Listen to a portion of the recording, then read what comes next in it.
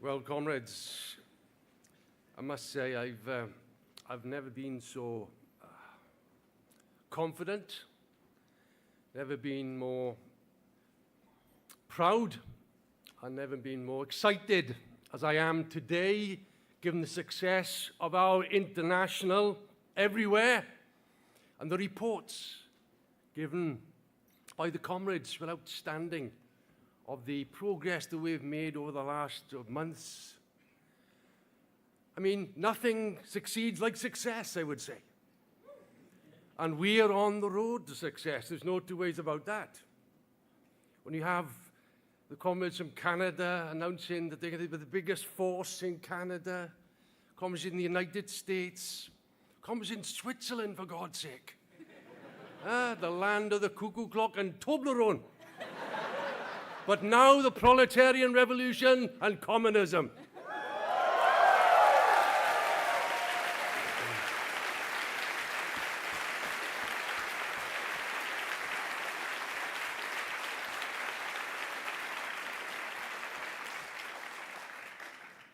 Well, comrades, we are meeting at a crucial time for the working class.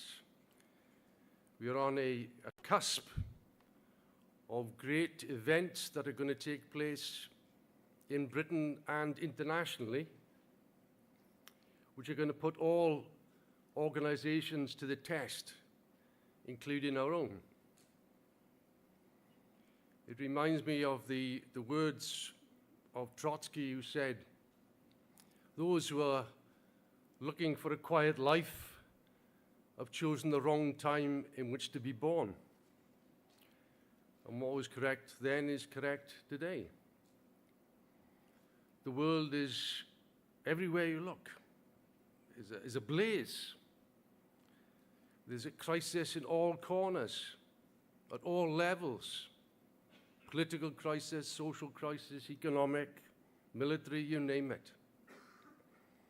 We see the unfolding catastrophe in Gaza and the Middle East. The latest horror in a series of horrors produced by capitalism on a world stage. We see that the cause of Palestine has literally touched the hearts of millions. The cause of Palestine has become a catalyst, I would say, for the pent-up anger and frustration and bitterness that has accumulated over years and even decades. The fact that hundreds of thousands of millions of people have turned out on the streets to protest against the crimes of imperialism and the actions of their own government. It's a harbinger of what is to come. It's a glimpse of the mass movements that confront us in the years that lie ahead. And the ruling class is worried and concerned about this development, and therefore is prepared to, or attempting to clamp down on these demonstrations. But every time they do so, it leads to bigger and more determined demonstrations, which shows the pent-up anger that is there, the determination that is being agendered by these movements. Of course, we are meeting now, but a few weeks ago there was another gathering that took place, different from what we have today. A gathering in Saudi Arabia of Davos. a meeting of the super rich, of the bankers, of the industrialists, of the strategists of capital, who wanted to assess the world situation and the enormous instability that exists. And they were very alarmed by what was going on, particularly in the Middle East, because they realized if this spills over into a regional conflict, it'll have massive international repercussions. And they're not incorrect. Recall that in 1973, when there was a conflict in the Middle East, it resulted in the quadrupling of oil prices and resulted in a simultaneous slump throughout the world. They're terrified that this could happen again with all the consequences with it. As one official said, the Gaza war is a terrible humanitarian crisis that needs addressing. He went on, but in the final analysis, it's just another shock. And he went on to conclude, we've had wave upon wave of shocks which is crashing over the world economy. And that's the whole point. That capitalism is experiencing one shock after another in rapid succession. This is an epoch of enormous instability for capitalism at all levels, punctuated by wars, economic crisis, slump, devastation. As it's been explained yesterday by Alan and quoted elsewhere, quoting Lenin, that capitalism is horror without end. And the world we exist in is proof of that. War and conflict are a product of capitalism and imperialism. It's part of the DNA of capitalism. It cannot be any other way. And those who call for peace, very sincere people, don't understand and need to be told that capitalism itself is the producer of these conflicts. Unless we overthrow capitalism, then they will always exist. In fact, we've had conflicts every day since World War II in one area of the globe or another. There has not been peace, as they say it. And that is the nature of capitalism. And that we explain the only way out is the overthrow of this system through the socialist revolution. Of course, there are those who say, well, this is a daunting task. And we can agree it's a hard task. It means enormous sacrifice, to overthrow a system that's been in existence for 300 years. But it's certainly not impossible.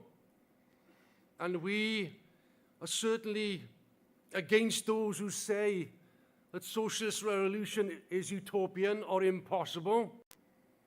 On the contrary, it's inevitable, whether we are here or not.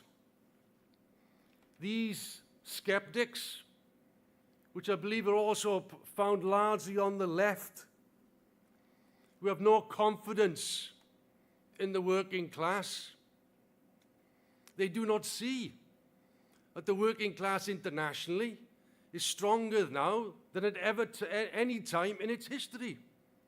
In other words, the grave diggers of capitalism are stronger now than ever before. Obviously, they're not conscious of it yet. But it's events, which changes their consciousness and forces them on the road to revolution itself. Clearly, we are able to understand this because of the ideas that we have.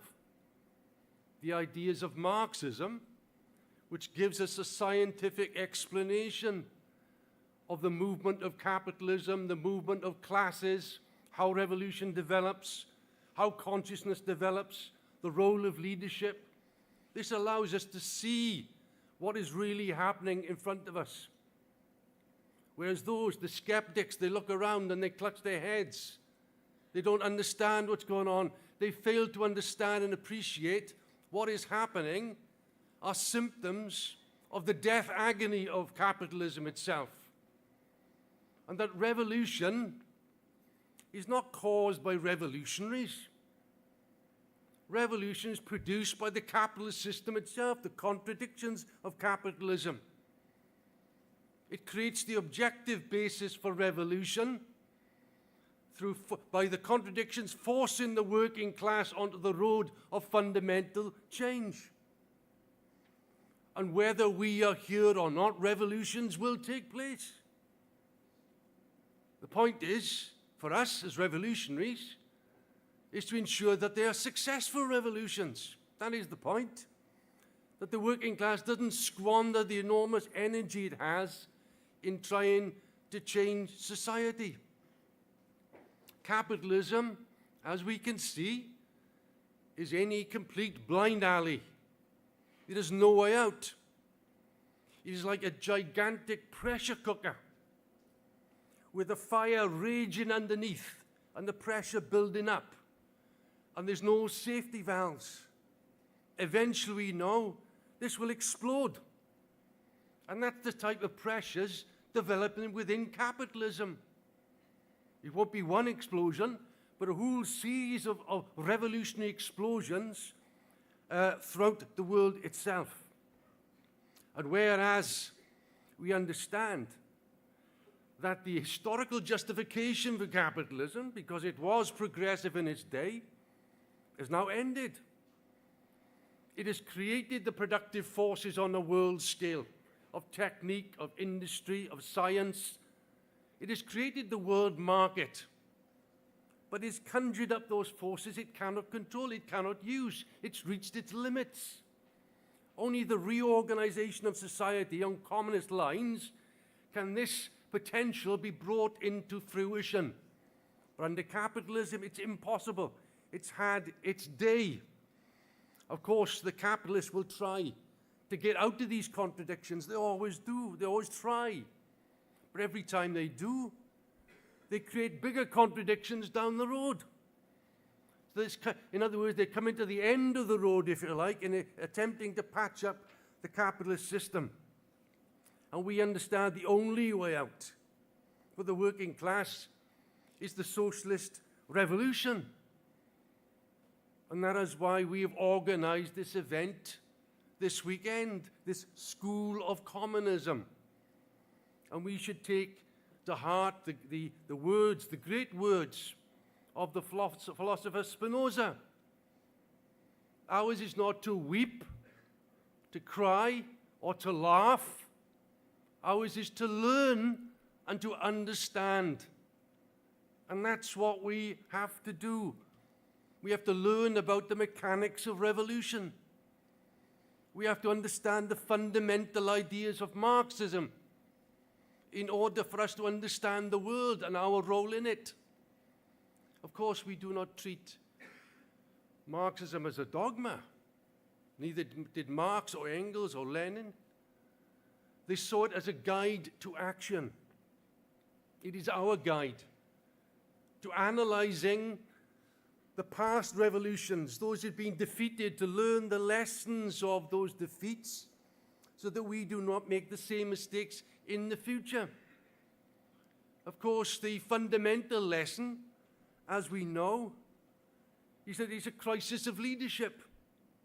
If it wasn't for the reformists and the Stalinists who have led the movement down a blind alley, the workers would have been in power a long time ago.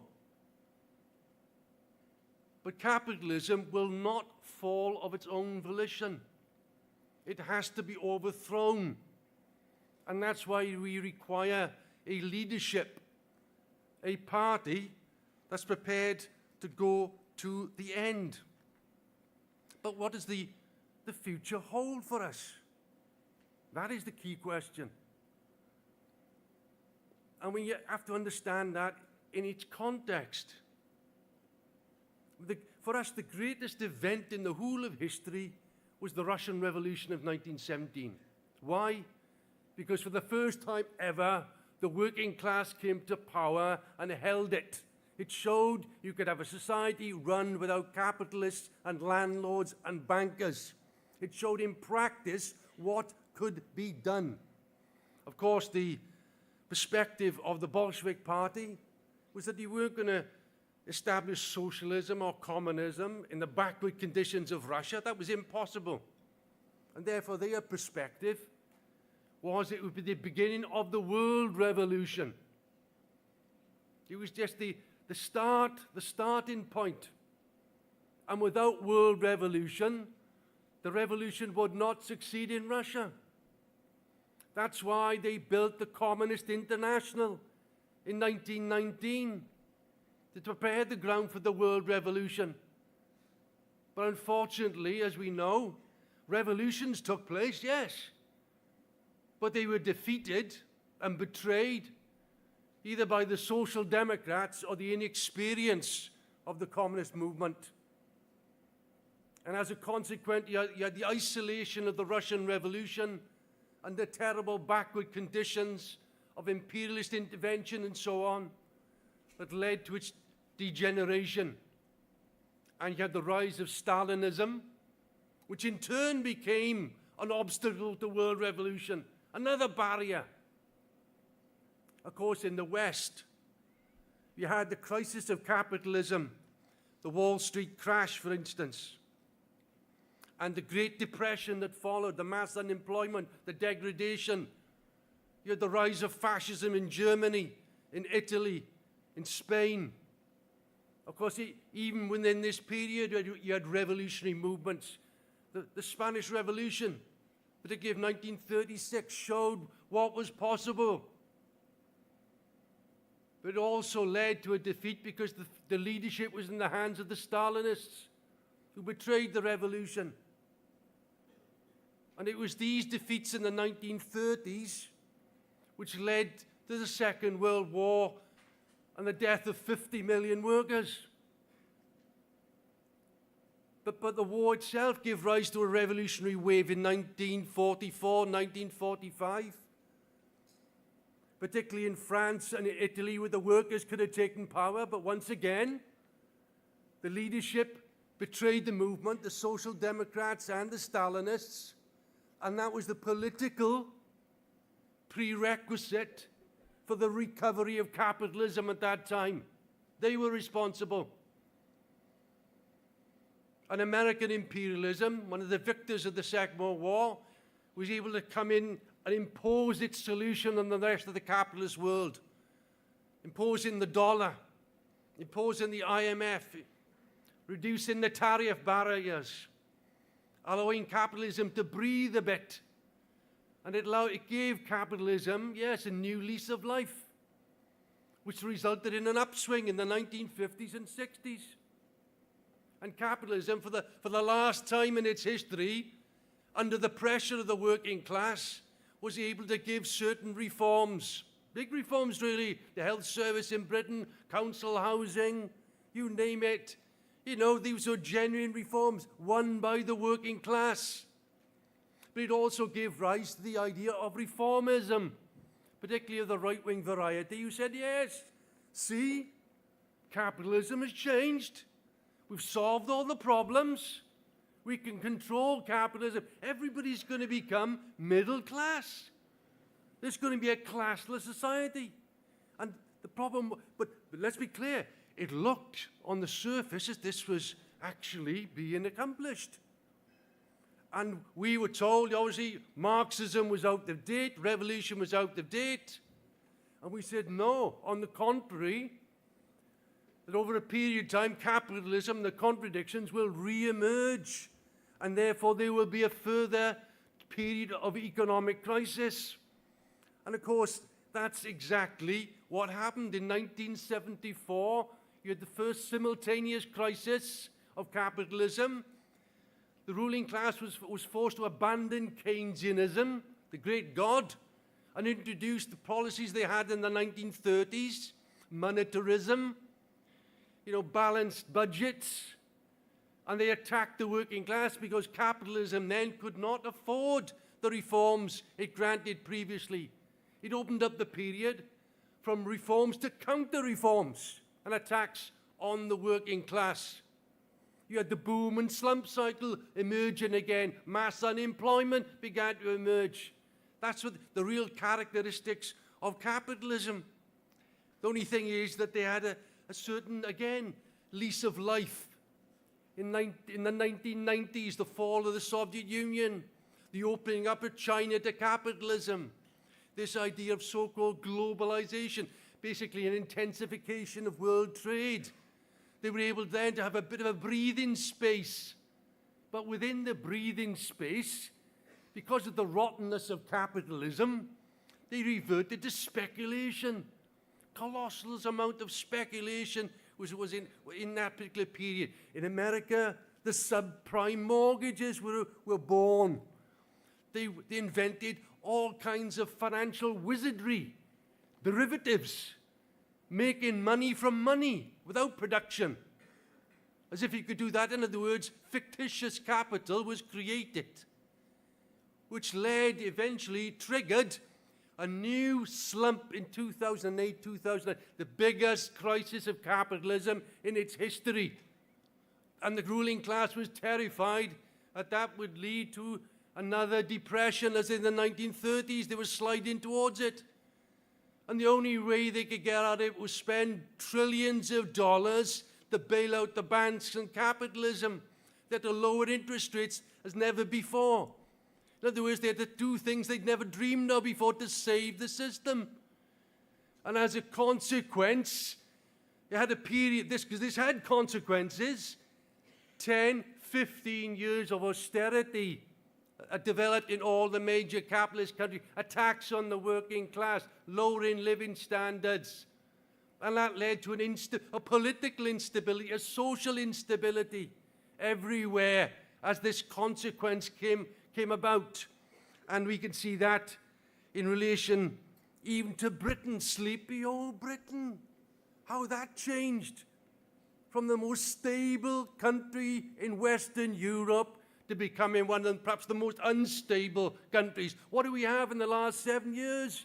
The rise of Scottish independence, the collapse of the Labour Party in Scotland, Brexit, a self-harm for British capitalism, the rise of Corbyn, unknown, the Labour Party, the ruling class losing control over the Labour Party, my God, temporarily at least, and then the rise of Boris Johnson and all the rest of it, the ruling class lose control over the Tory party. Just like in America, same process happening in these different countries. In Greece, in Spain, of Podemos, Syriza, in the United States, Bernie Sanders, and also Trump that's all part of this enormous churning up, if you like, and crisis within society. Never happened before. This is the reason. Underlying this is the crisis of capitalism itself. In other words, as Trotsky said, the ruling class are tobogganing towards disaster with their eyes closed. And then we had the slump in 2020, 2021, combined with the pandemic, another catastrophe. And then once again, they had to bail capitalism out. Trillions of dollars being poured into the capitalist system to hold it up. It was on, basically support.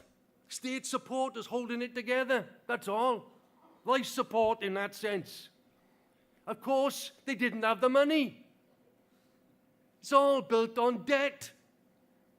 So you've got mountains and mountains and mountains of debt created everywhere. The world level of debt, 350% of world GDP is debt. God, and this is, according to the IMF, is unsustainable. But on the other hand, it said they can't do nothing about it because taking it away will have big political and social consequences. So they stuck in this vice at the present moment.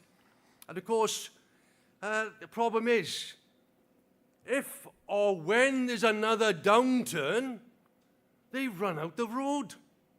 And it's not me saying it. It's the ruling class who's saying it. I've got you a quote from the chief economist of the International Monetary Fund. who said, "We've finished." This is what he said. His name is Pierre-Olivier Gourandias. And he says, "I don't think they can do it again." That is bailout capitalism. We don't have an insurance policy anymore. There's no protection. And lastly, we are at the edge. Well, the edge of what? The edge of an almighty catastrophe facing capitalism. If there's another crisis and they can't bail it out, then all bets are off as far as they're concerned. That's the ruling class talking, not the Marxists. It gives you an idea what the future holds. Enormous instability, politically, socially, you name it. And the danger of hanging over capitalism of a further crisis and a depression. What is this going to mean for consciousness amongst the working class, amongst the middle classes, amongst the youth? If they're radicalized today, what the hell are they going to be like under those conditions? In other words, we're heading for an unprecedented period of turmoil where layers of workers and youth are going to draw revolutionary and radical ideas. Precisely, this is the perspective that's opening up before us. Of course, you can say it's not a straight line. It's true. There will be defeats. There will be victories, yes, but there will be many defeats, given the fact that the labour and trade union leaders are reformists. That would be inevitable. But in that process are the shocks. In that process are the events which change people's outlook, change people's views on what is happening and how quick it's happening. Look what happened in Britain a few weeks ago, where Starmer, our great reactionary leader of the Labour Party, Sir Starmer, comes forward and says, yes, we must blockade, justifies the blockading of Gaza, cut off the water, cut off the power, created enormous opposition, particularly in the Muslim areas, overnight. It was one survey conducted of 30,000 Muslims within that period. Bear in mind, in 2019, the Muslim vote for Labour was 71%. If there's a general election tomorrow, it'll go down 5%. That's an enormous change in a matter of days, man. And that's because of the events themselves, and that's going to affect us generally, the youth and others. Of course, it also augurs what's a Starmer government going to be like. I tell you, all hell will be popping under a Starmer government because they'll try and carry out the policies of the Tories at the present moment. So and many people can see through the lies of the press, of the MPs, of parliamentary democracy. Even now, they can see through it. Much more they will see through it as we move down into this deeper crisis. Therefore, we have all these elements coming together, producing a pre-revolutionary crisis in society. We have elements there now. In other words, this is the storm we're entering. This is the period that we're entering. I think, as Alan explained yesterday, quoting Trotsky, inherent in reformism is betrayal. That's the lesson. Well, we can see it from the right wing, right reformists and Starmer. They're out-and-out agents of the ruling class. You can see it quite clearly. There's no two ifs or buts about that. But the lefts, they are in the same boat insofar as they maintain there's no other alternative but capitalism in reality. They think they can reform capitalism, make it better, make it nicer, make it sweeter for the working class. They have these illusions. So when the working class tries to move and change society, what they be trying to do? Hold it back. It can't be done. Let's be realistic. Let's not be utopian, comrades. That'll be their view. And all they come forward is what's tax the rich. So the last week, we should tax the rich and take the money and put it back in the economy and make the economy grow. So they want to tax the rich, to give it to the capitalist economy, so the capitalist economy can grow. That's the logic of their argument, because they haven't. Don't get me wrong. Instead of that, we should expropriate the rich. That's the whole point about it. But these people are tinkering around the edges all the time, looking for a way out, as if capitalism can be tamed into a nice, sweet thing. But as I think it was Tony who said in the 1930s, well, You can peel an onion leaf by leaf, but you can't skin a live tiger claw by claw. And capitalism is not an onion. Capitalism is more like a man-eating tiger. And therefore, we have to draw the necessary conclusions from this analysis itself. But of course, they fear this. They fear it. Of course, what we have to do is to draw out the lessons. I mean, I was thinking, what would Corbyn have done if he had come to power in 2019? He would have tinkered around the edges, but all hell would have broken loose because the ruling class would have sabotaged it. Look what they did with Liz Truss, and she was a Tory. Good God. Look, within a few days, they'd brought the government down on the basis of hiking up interest rates, a run on the pound. That clearly would have happened under Corbyn. But what were you going to do? Mobilise the working class to crush capitalism? I don't think so. It'll be a question of capitulation because they don't know anything else. Compromise, try and get round it, and so on. We have to open our eyes as to what the realities are in relation to reformism and what is required that is in a revolutionary party. But I would say also, given the experience of the last period, socialism as a term has been more devalued because of this. Years and years of people, if you like, welfare capitalism, that's what it's been identified as. Well, even Starmer calls himself a socialist, brothers and sisters. So if you think that, it gives you an idea how demeaning this word has become.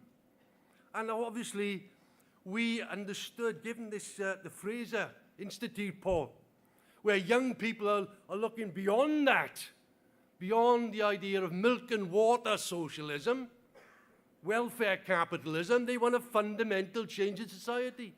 That's why they've looked towards communism in order to do it. That's the nitty-gritty of what you're talking about. And they, I believe, are absolutely correct. And we should draw the necessary conclusions as well. We should not be behind. We should be in advance of what people are thinking, and young people in particular, if we're going to succeed. And we have to go back and think in the same way that Marx and Engels, you know, when they came into political activity, they didn't call themselves socialists because the socialists at that time were utopians, were muddled people, and they accepted the idea of, they decided to call themselves communists. You know, that's why we don't have the Socialist Manifesto. We have the Communist Manifesto. That is the founding document of our organization. In the same way that Lenin in 1917, when he came back from exile, drew the conclusion that because of the betrayal of the Social Democrats in 1914, we should cast off the dirty soil of the social democracy and put the clean linen on, the clean linen of communism, in order to differentiate themselves from the betrayals of the past. And I believe that we also should do the same. We should draw the lessons. In other words, and what we are proposing and what we're going to do is that we think that Socialist Appeal as a title has had its day. Yeah.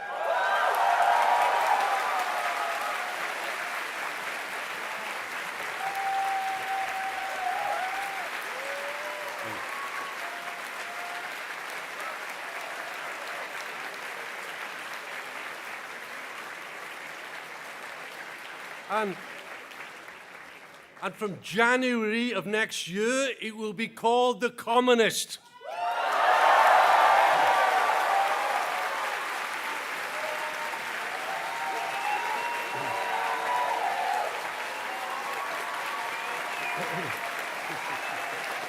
You haven't done nothing yet.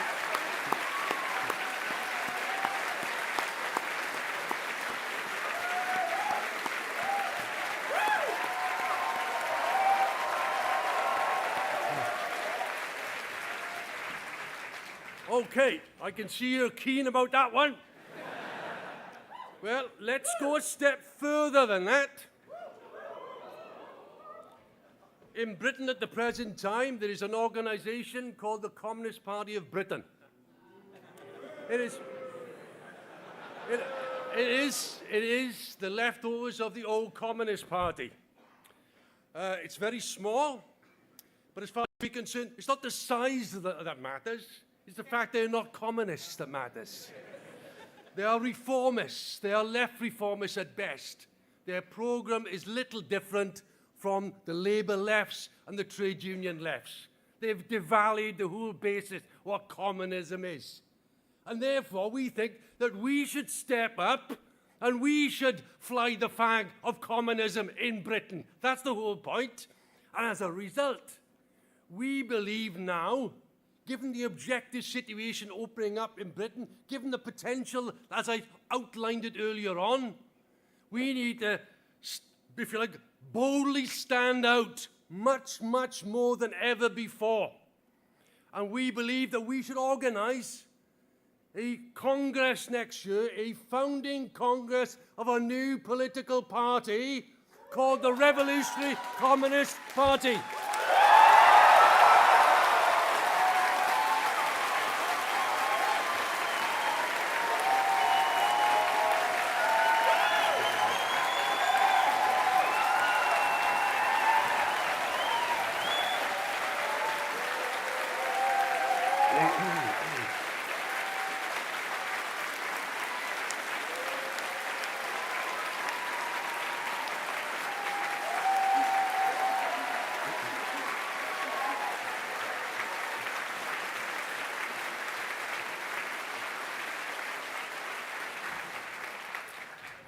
Well, here's the part you've been waiting for. We had a target of achieving 1,000 members of the organisation by the end of this year. And after the success, I would say, of the Are You a Communist campaign in particular, and the audacity of the comrades themselves, and the potential that exists out there, well, earlier on this week, I was given a figure, beginning of this week. And the early figure, so I'll give you the latest one in a minute, the earlier figure was 1,087.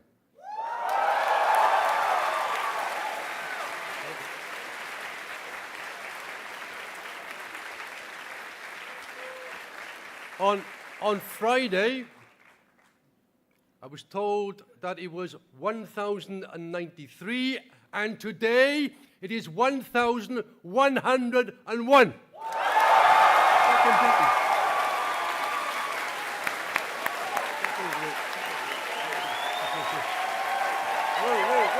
Whoa.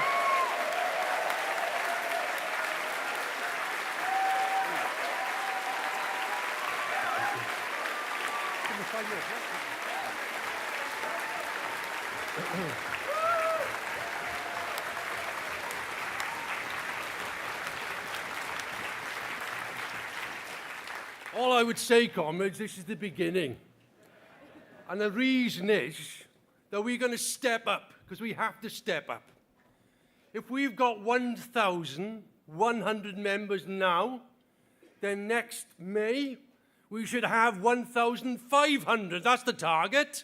And by the end of the year, 2,000 members. That's what we have to do.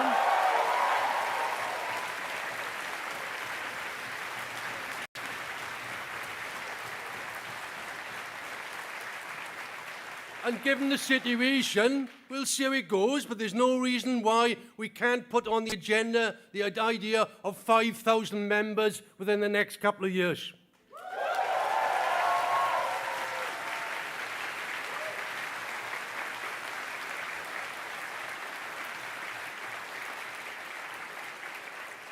And as you know, comrades, it's a stepping stone to 10,000 members. Let's not get swelled heads over it, but by Christ, it's there for the taking if we are prepared to step up. That's the whole idea behind it. And these initiatives, they're not there as cosmetics. These are the means by which we achieve these particular objectives. If there's 29% of young people in Britain who look into communism, that's 4.5 million people. Surely we can tap into that. And therefore, this is obviously not going to be the straight line, clearly, up and away. But look, events change very quickly. The movement changes very quickly under these circumstances. Look at what happened with the Bolshevik Party. In February 1917, they had 8,000 members. By October, they had 400,000 members. They had conquered the Soviets and conquered the majority of the working class. That was under exceptional circumstances because of the war conditions, which brought down all the illusions, if you like, and they were able to build upon it. So our development is clearly going to be more protracted. That's clear. But there are occasions where revolution itself produces a great impetus for the growth of the organization. Take the example in Spain of the POUM in 1936. The POUM were the Party of Marxist Unification. It was a semi-revolutionary organization. It wasn't fully Marxist, semi-revolutionary. Yet it had 2,000 members in July 1936. Within a matter of weeks, it grew to 40 and 50,000 members under the heat of the revolution. That shows you the dynamic potential that exists at that time and will, in my opinion, develop in the future. We should look and think big, not get swelled head, but think of the reality, think of how we can measure up to the possibilities that exist. Of course, our point of reference is the development of the British Revolution and the World Revolution. We must be in sync with that particular development. That's why we stand on the shoulders of the Bolshevik Party. We stand on the shoulders of the greatest revolutionary party in history that led the working class to power.